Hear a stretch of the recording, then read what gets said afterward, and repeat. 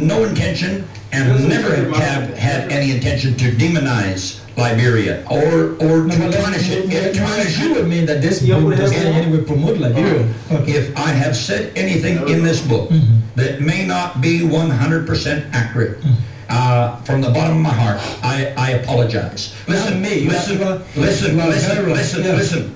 This grassroots movement was founded as a howling protest to the desecration and the denigration of the CDC was founded. Yes, it is a rejection, a reaction to, a protest against the annihilation of our political space by men who marauded our space, collapsed our country, looted and plundered our resources, and subjected our people to CDC want to correct them. So we brought the movement in 2005 to reject the political class. To be a CDC standard bearer, you have to have democratic, unprecedented democratic credentials, pluralist, populist-based bona fides. You don't just ascend to the CDC standard bearership because you have the biggest checkbook in the country. To demand something of CDC, it means those who lead CDC have to be able to aspire to something bigger to transform. But if your past is checkered and then you become the standard bearer, are you indicating that Bernard Urie does not fit in your definition of a qualified candidate for the CDC? In my definition, when we founded the movement, I wouldn't imagine him being the standard bearer of the movement. Why? Because of his political past. I mean, those are the movement we're rejecting. Those are the things we're rising up against. The association with the NPP? Look, I'm trying to be divisive here. You're trying to exclude some Liberians from the political. And this is one of the points I want to make.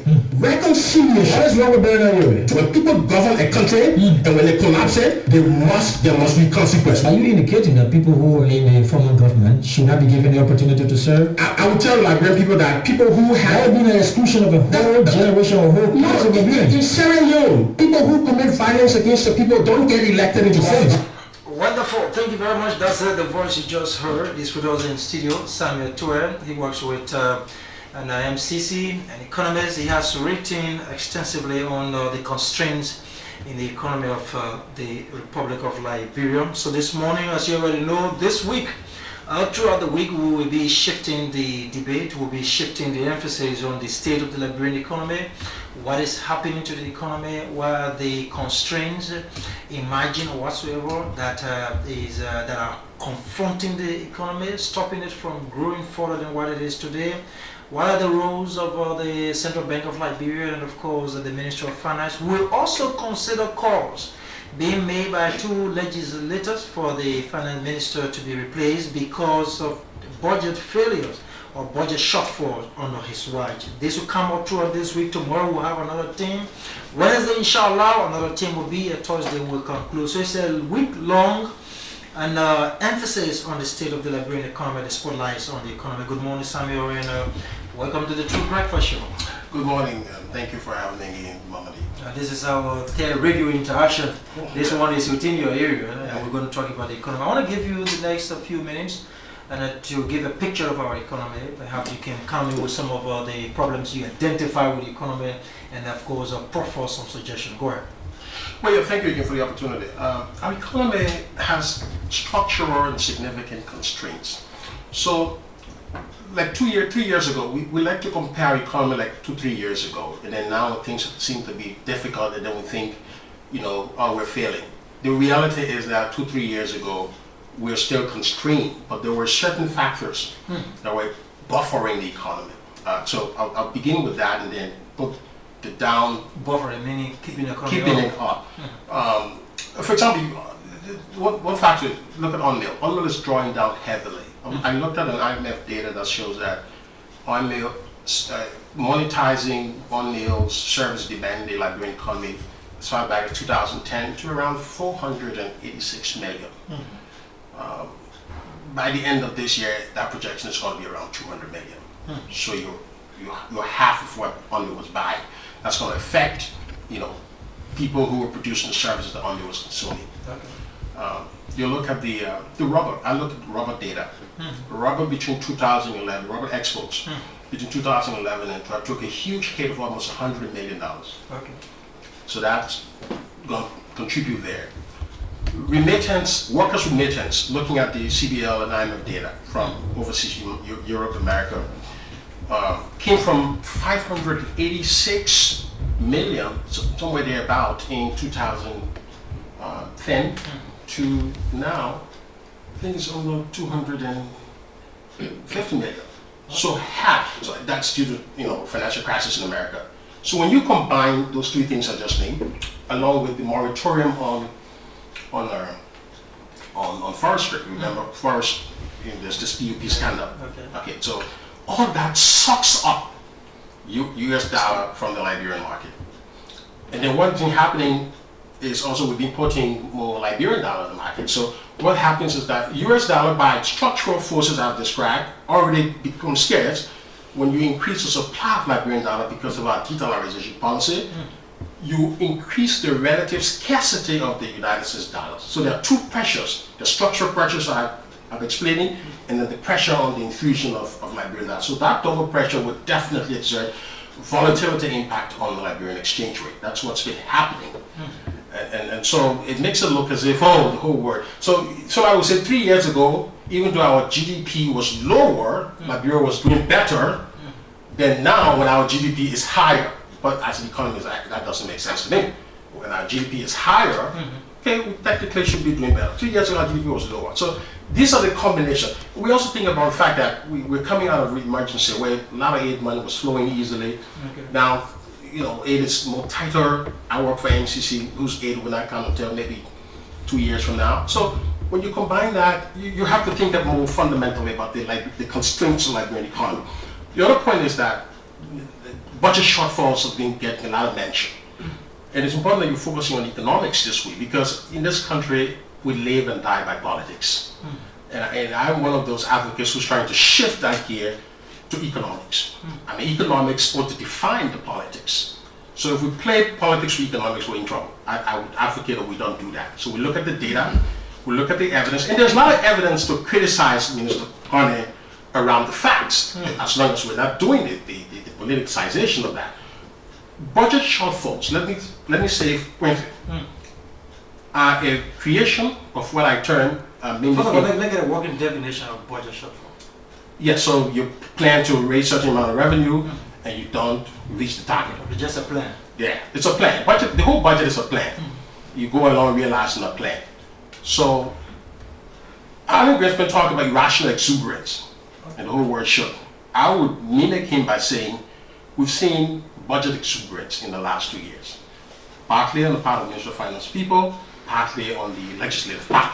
So both, I have something to say about that. Meaning, realistic projection. Yes, that's the point. So we look at our kind of say we raised our budget is 672 million, when in reality it's not there.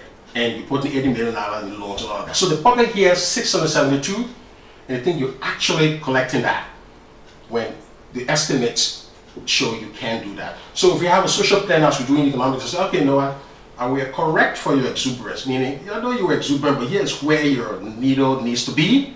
When we put the needle at the actual budget point, the shortfall disappears. Not to be conservative. Yeah, so you won't have discussion of shortfall. So what that means is that when we exuberantly want to raise our revenue, we're met by this hurdle of the structural and the infrastructure and other constraints in the Liberian economy. I said, no, you can't increase your tax base until you fundamentally address these constraints.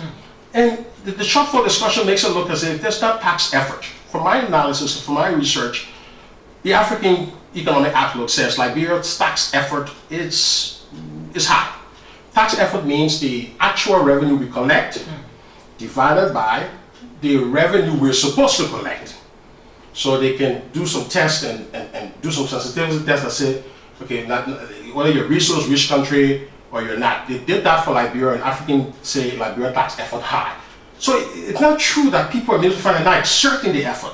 Okay. The effort is there in the country. It's the structural constraints that I've described that are holding this thing back. And I think this is where the criticism has to be. If you criticize the government on the fact that it has to focus on removing these constraints, short-term, long-term, you have a better argument. If you politicize the budget and the economics of the country, you lose the battle. So I think whose duty is it to collect what was projected? Well, it's the Minister of Finance has to collect what is projected. Yeah. The other point is that the Treasury Department, Ministers of Finance do not determine in the short term the economic. These parameters are set by national legislatures, by the government. They decide what the tax law looks like is, and then the Minister of Finance goes in effect. So the Minister of Finance doesn't get up in the morning and makes his own law and goes after it. The other point is that in 2010, the country reduced the corporate income tax from 35% to 20, I think it's 25 by 10 percentage points. You would imagine that, oh, that would be a big boom to businesses. You know, economists are divided on... What was the intent of that? Well, it's to spur the economy. We're coming out of war, we're trying to provide incentives for private sector to move, but we're not seeing that bang. We're not seeing that 10% reduction has had the kind of bang. And dividend? Yeah, and because of these constraints, look, right, the economy is constrained because of all these factors. So I think realistically, we need to think in terms of periods. So we have the short term, we have the medium, and we have the long. And I think we're thinking in those terms. The problem is that in the short term, we're not able to generate the kind of employments that we promise people because you just don't have power. Today we have 22 megawatts of electricity in this country. Do you know how much megawatt capacity LEC had before the war? 191. As far as the constraints, less than megawatts. 10% of Are you kidding me? Yeah, we interviewed Peggy, Pierre Rip House, aluminum factory, beer factory, all these people, and asked them, what is your cost to you for diesel cell generation? They say, look, it takes up half of our budget. We're living to buy fuel for our generators, so we can't move. You know, Pierre Rip House, all these people say, so services, they say, look, if we're not paying that generation cost, we could expand output, meaning expand plant, employment, more people, more service girls, and that could have huge dividends in the economy. Power is a binding, fundamentally binding constraint to this economy. And until we address that, the trouble about providing 10,000, 20,000 private sector jobs are illusory.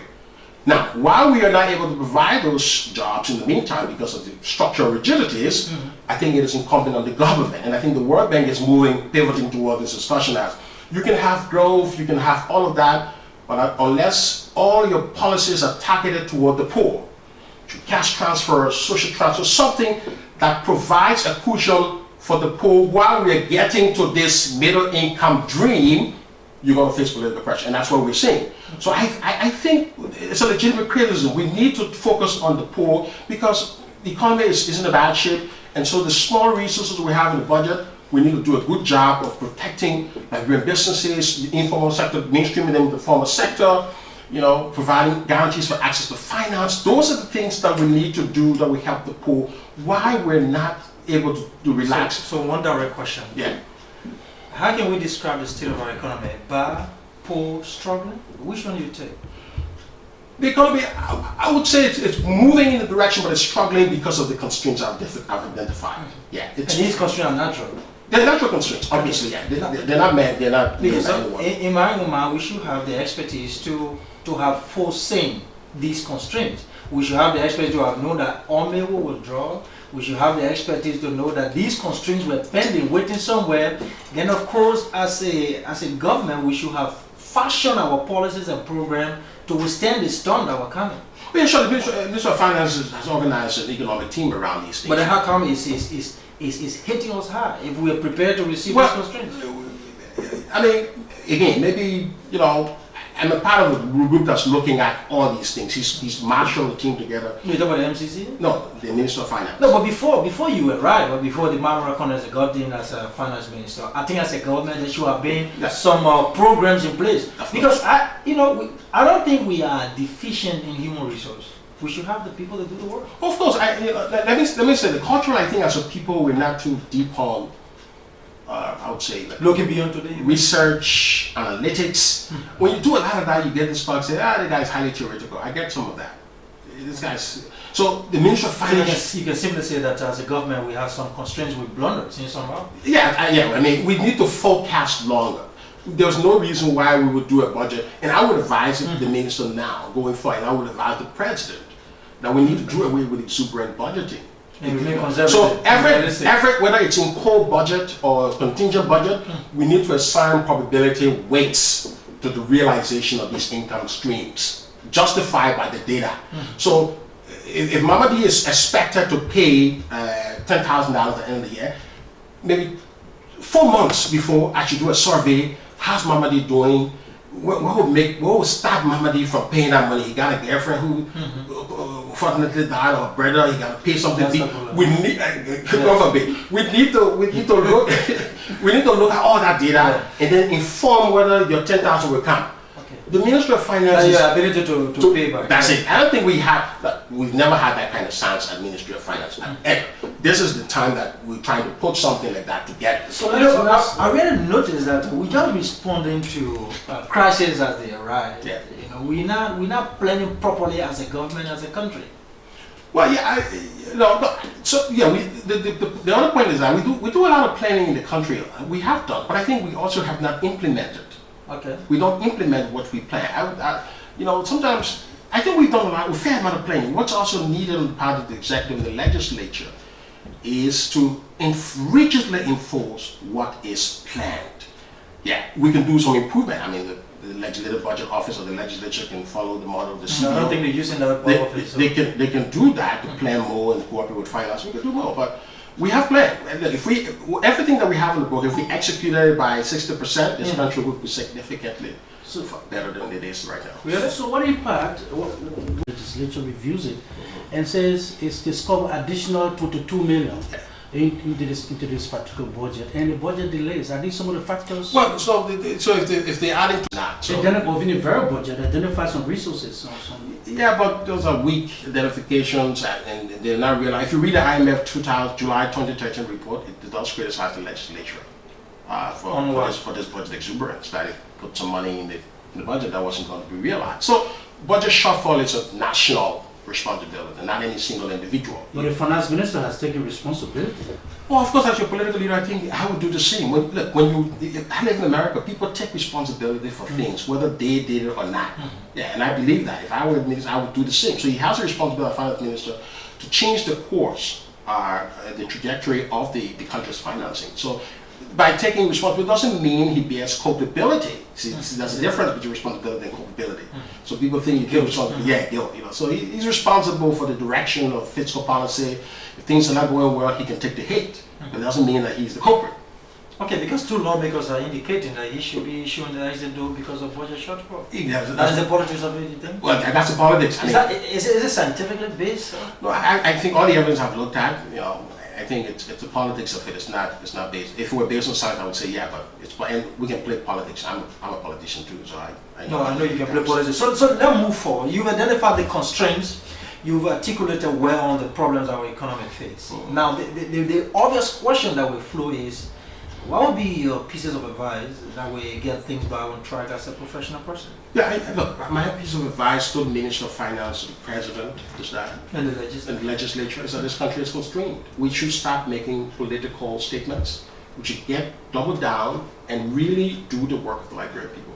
Beginning from now, the next budget should prioritize the poor. The World Bank has moved in that direction. I said that you can have growth, and we've had growth in this country. You know, the famous growth without development. So the emphasis on growth is there, but in the meantime, the poor, there's a huge political instability factor when people feel disenfranchised, feel marginalized. It's a risk to the country. So the government has the responsibility to push, businesses. Like we're in business, think about it. Access to finance is it's a serious constraint. In countries like India, I was reading one paper and then I came up with this fact. India has what is called priority public sector. So that means if you're in that space, you are almost protected. Okay. So it identifies the government has interest in that. Yeah, transport certain sectors that many Indians participate in. Okay. And then the legislators, and this goes for my professional friends in the legislature there. They made a law mandating banks in India to loan a certain fraction of their portfolio every year to firms in the priority sector. We have similar thing with Liberian businesses here. There are businesses set aside just for Liberian to do. But there's no legislation how the government should protect them. And that's the point. So when India becomes moving towards emerging economy status or as an emerging economy, it's because of these kinds of things. You deal with capital formation by making sure people have finance to invest. So we're designing MCC program right now, the Banga Menekoma, the Gantas Redru Highway. One of the things that we're thinking about is that if you put the road there, it doesn't necessarily mean that somebody who wants to do trucking will drive on the road.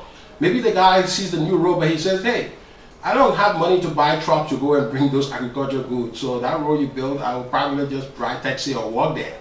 So how do you solve that problem? So we're thinking about the finance component. Business skills. Many businesses are not succeeding, not necessarily also because they don't have finance, but they don't even know how to run the business. Banking executives told us in one of our consultations that when you read the proposals that some businesses send to you, to them, for a loan, when you read that the subject and the verb can't even agree, the accounting not even, you will give that man $200,000, you probably would not. You see, this is just a, cookie cutter kind of thing. So if we work with the business, problem is really big than what you. of course, so there's the business capability component to it. Liberians have to do a good job of managing businesses, and there's a finance component. There's power. What's about the concept of loan debenture, giving loan to businesses and not having any say or any supervisory role in the management of the business?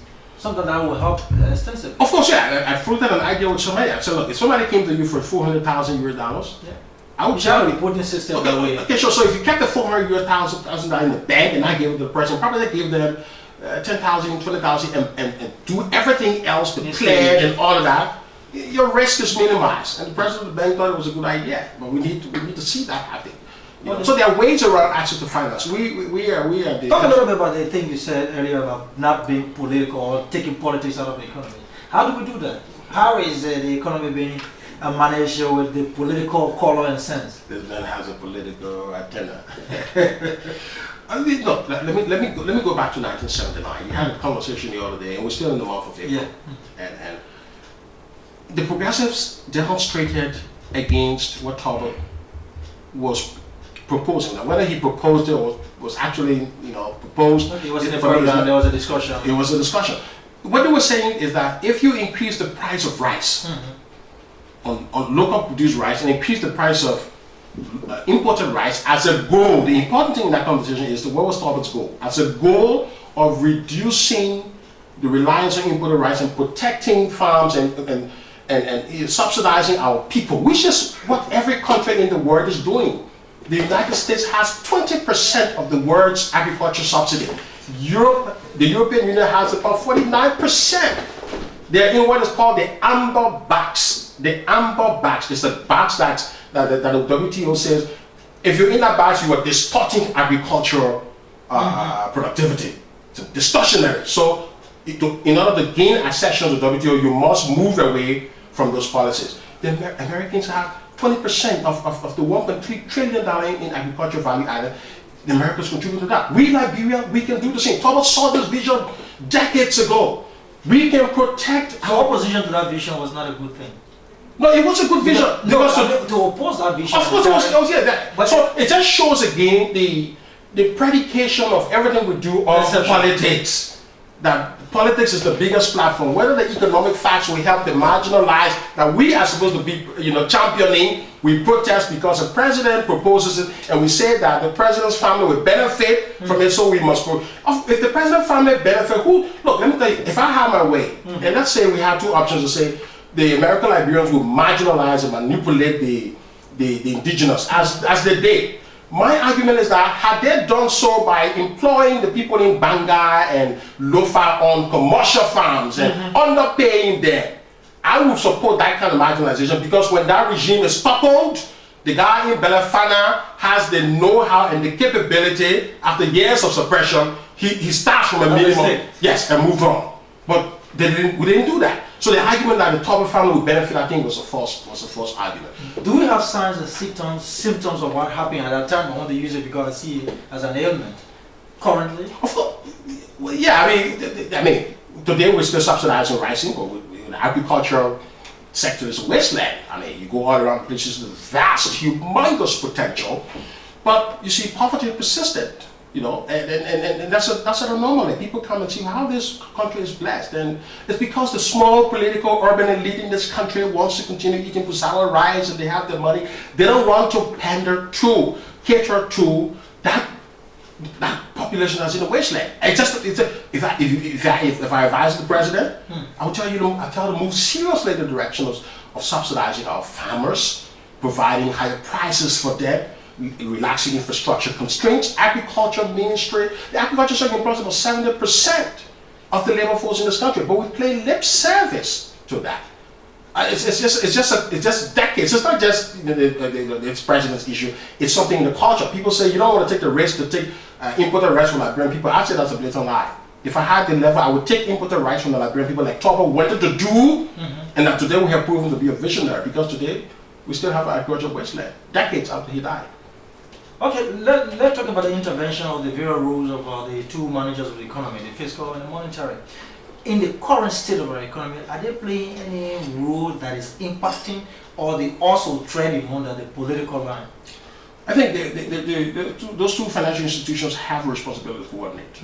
Yeah, they have to. Has that coordination been strong? They have to coordinate. The coordination has not been. And the reason I think you have a fair, Sure, yeah, I don't think it's been where it has to be. Okay. Yeah, whether that's due to political factors or other factors, we're looking into that. But I don't think the coordination has to happen. And that is hurting the country. Yeah, that may hurt the country. So I think there is attempt to get the coordination going the way it's supposed to go. But the IMF has recommended consistently that we need to improve coordination. And I think that it may not only be the Minister of Finance. Dr. Sawyer recently was telling was that the governor's workshop?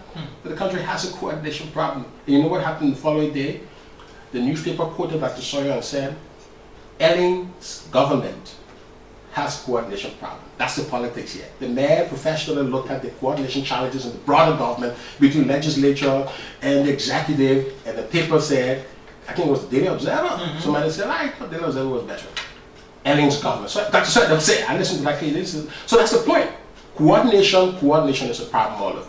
Whether it's the agenda for transformation, whether we have to coordinate. It flows. Ministries and agencies have to talk together. They have to project together. Executive, legislature have to prepare the budget together, coordinate to minimize friction, and control political tension. I think we can do that. So coordination is not just the finance ministry because you can have the finance and the CBL coordinating, but the coordination can be distorted by other factors. So it's a broader challenge in the country. And it should not be politicized in the way the newspaper tried to politicize it. I will reach a stage where we should at least minimize the intervention of the legislature and have more professional people there to do the analysis of the budget. Look, I would listen. Because these are politicians. They want the project to go to their district. They want political dividend and everything they do. I tell people today that we have the best legislature possible in the country because of the gains we have made. People are alarmed by that. I'm like, are you kidding me? The best legislature. Do you know who gave us the opportunity for John Malou to serve? It was the LMTG under Judy Bryant. And that should be a tribute to Judy Bryant.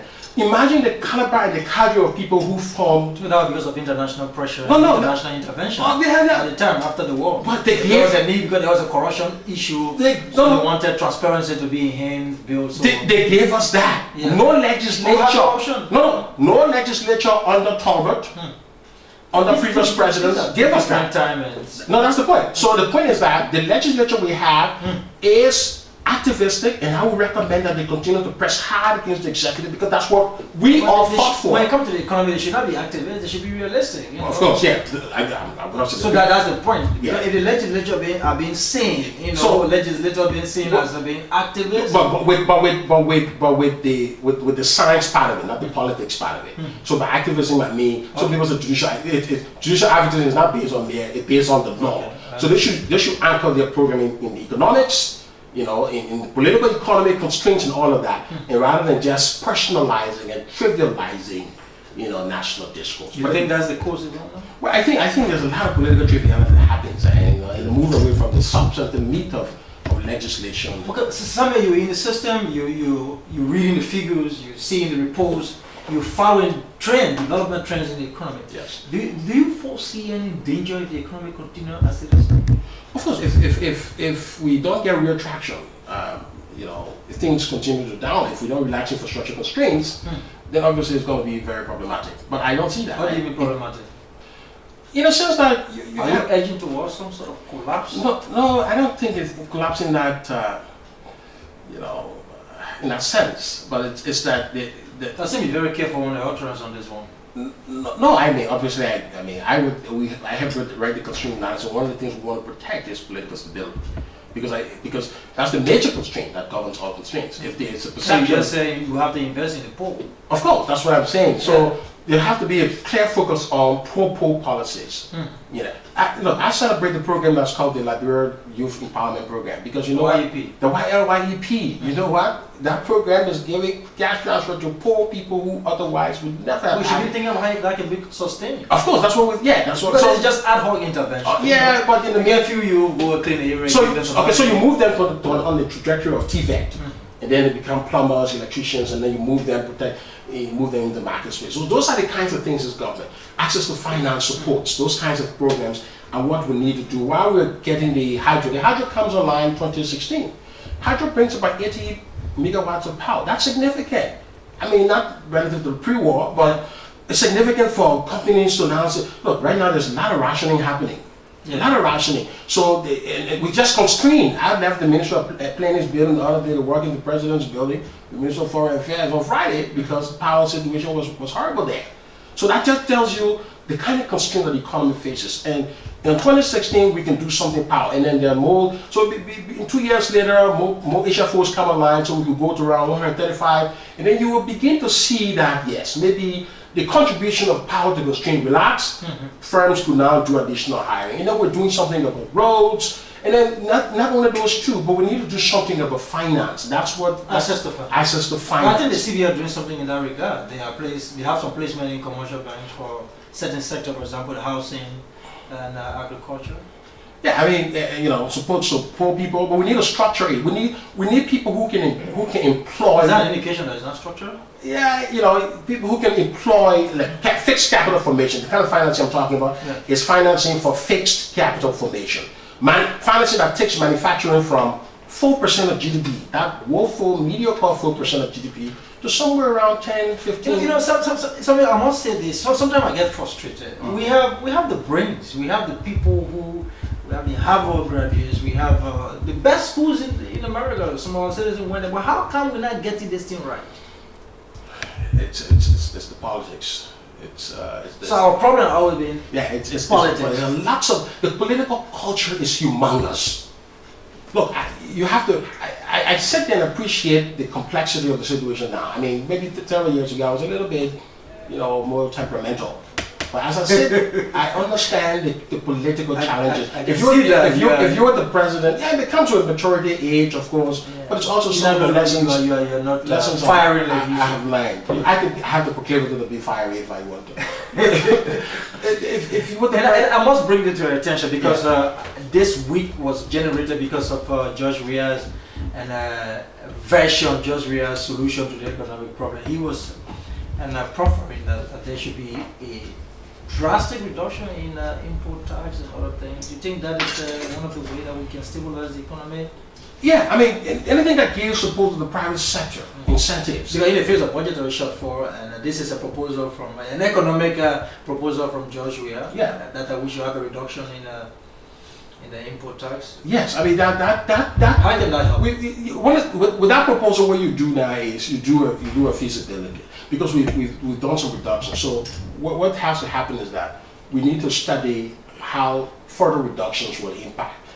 Okay, so it's a science. So it's a good plan, but you now move on to studying the impact because you don't want to do it and then find out. That's why we did the constraints analysis.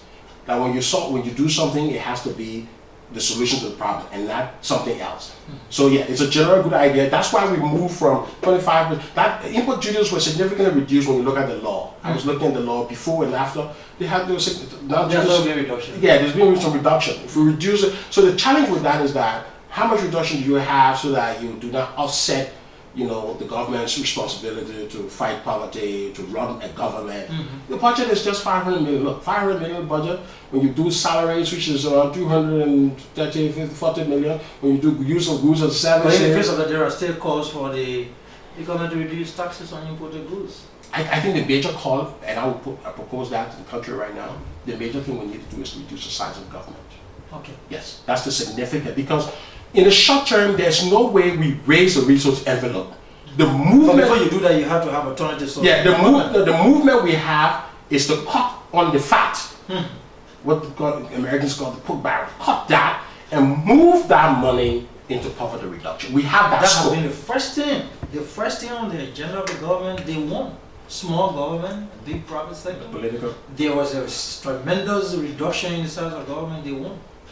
But wage. It has not worked. You still need further reduction. Of course, wage bill is unsustainable. I mean, if you're, except you go at $2 billion budget, but right now you're 500 million and wages half and then recover. So you have nothing for, fiscal development for private sector, for all that stuff. Wonderful. He's our first guest on our week-long presentation on the state of the Liberian economy.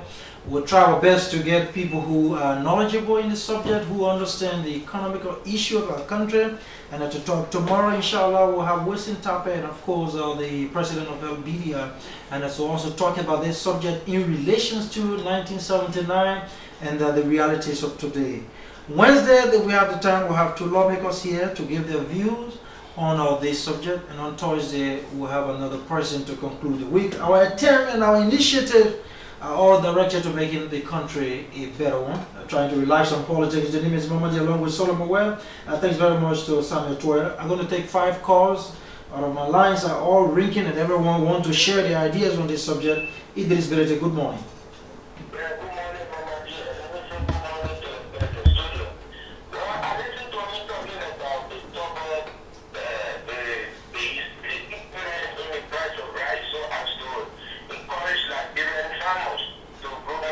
Mm-hmm. But what was the action taken before you increase the price of rice? Because as a government, you must first be seen as the proving the farming sector. That is, either buying equipment or giving more rice seed to the farmer so that they will be able to make more farm, and you will be bringing equipment and government at the same time getting involved into farming. So what is the point? Okay. No, but he also said that the politics. The excuse that they gave it for the increment in the price of rice, that is to say we are increasing the price of rice so as to encourage the farmers to make more farm. But you are not giving subsidy to the farmers. How do you expect the farmers to grow more rice when you are not giving them anything to do? When you are not buying equipment, you the government is spending in farming to farming so as to back up the subsistence farmers. No. You want government, when I do this, you want government to get involved in the farming and not the private sector? Government may not directly get involved in the farming, but government can facilitate that, can bring it in. There is a general global theory that government Government can bring institutions and investors that will get involved in the farming. Okay. Thank you. Thank you very much. No, McIntosh did not receive support from government.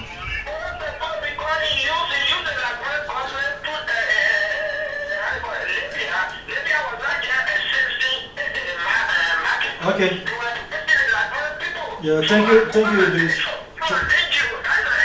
Thank you very much, you made a point. Good morning. Yeah? Yeah, good morning, you live. This is the True Breakfast Show.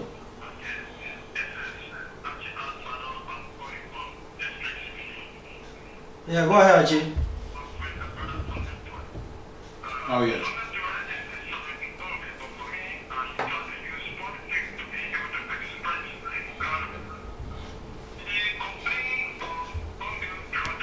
Now listen now, how is he using politics?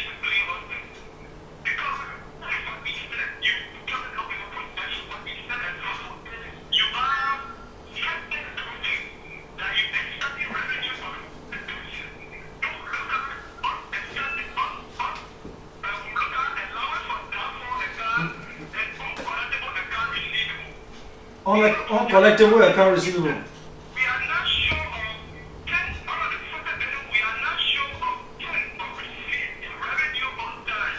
Okay. Actually, sir, you made a point. Thank you very. You made a point. Thank you very much. Let's take another call.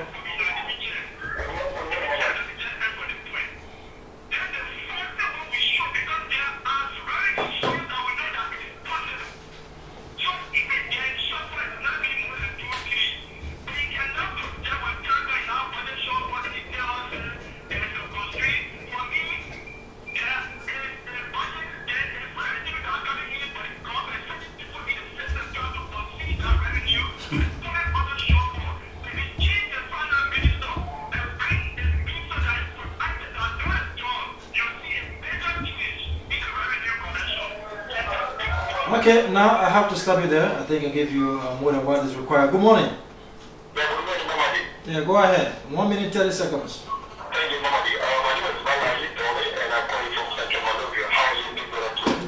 How are you? Frankly, I listened to your morning and then receive your fair share of the economic spread of our economy, where we came from, where we are, and where we are about to go. And I think you said a very important point in terms of giving priority to our next support with respect to our pro agenda. And I think I agree with you.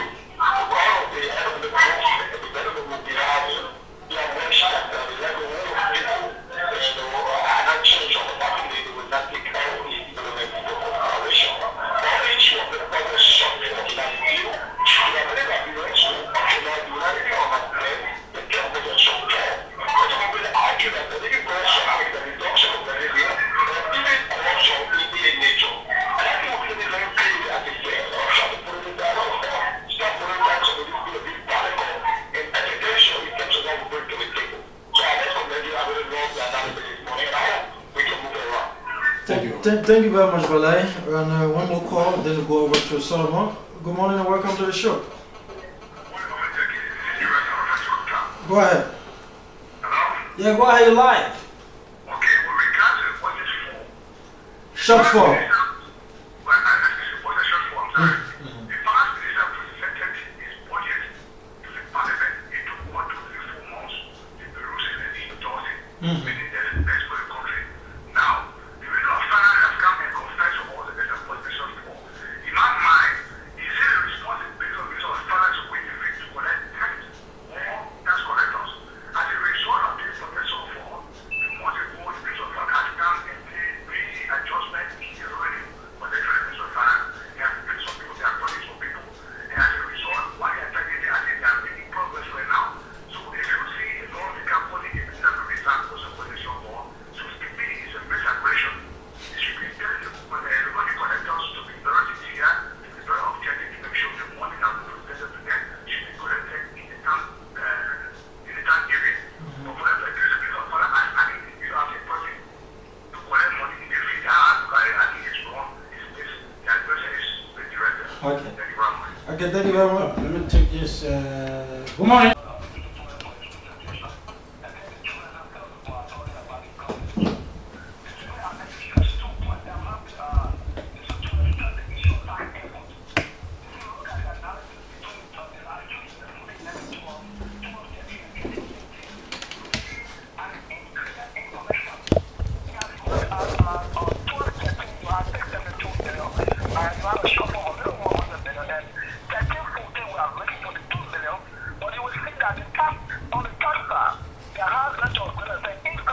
That's one. Two, you will notice that between April to October of this fiscal year, we are challenged with the passage of the budget.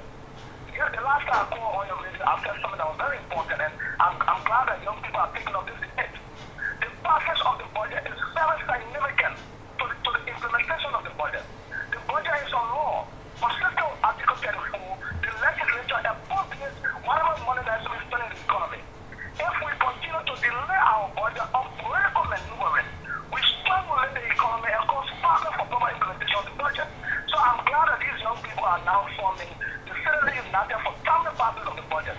I believe Solomon and Mamadee, this is going to help in the expectation, the effective implementation of the budget. Okay. Due to that, Thank you. Time. We don't have the time, my brother.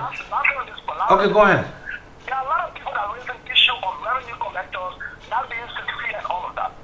And as much as I criticize the legislature for the uncounted part of the budget, I want to commend them also for the part of the government agency called government authority. You will see that at July 1, moving into the future, revenue collectors across the country will be paid decent salary as compared to the last 3 years. This is going to take out the number. I can commend them on this because I'm sure that they are people in the Ministry of Finance very focused and committed. Okay. Thank you, Maswell. Good morning. Good morning. Be audible. Yeah, good morning, Professor P. This morning. Go ahead. Yes, thank you. Let me say good morning to the boy. I'm going to incorporate some solutions to the problem that is in the process of thinking to downsize the size of the government. Something also for us and that. That is possible. It can be a bit mindful to not to move ready over the government. That's one. And another aspect is that we need to talk to our lawmakers. What we're looking somewhere is that the Minister of Finance will fund the money. Fund the money, then put it will fund the money. But you know, I was looking at this budget, have something like $25,000 for the Bolton newspaper in one country. So what weapon to fund the money? The Bontown newspaper, which is a private run institution? It's privately owned by Representative George Bontown. Okay.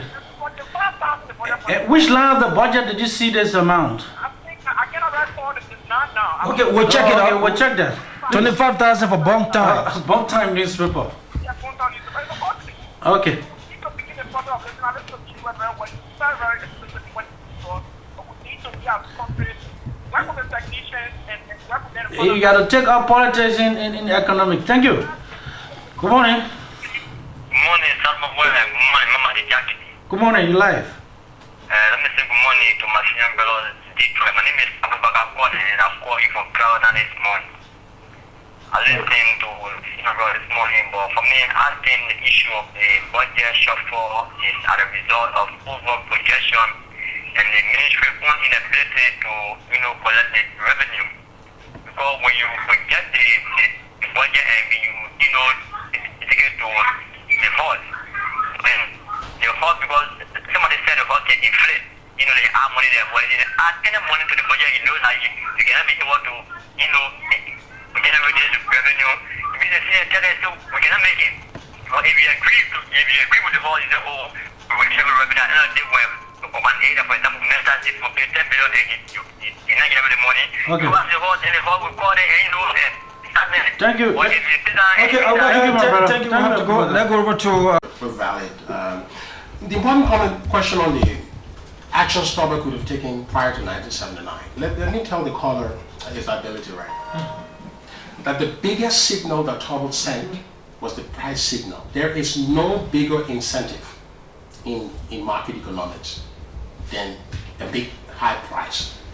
I give you an example. One of our money captain who heads the MCC makes this interesting observation the other day.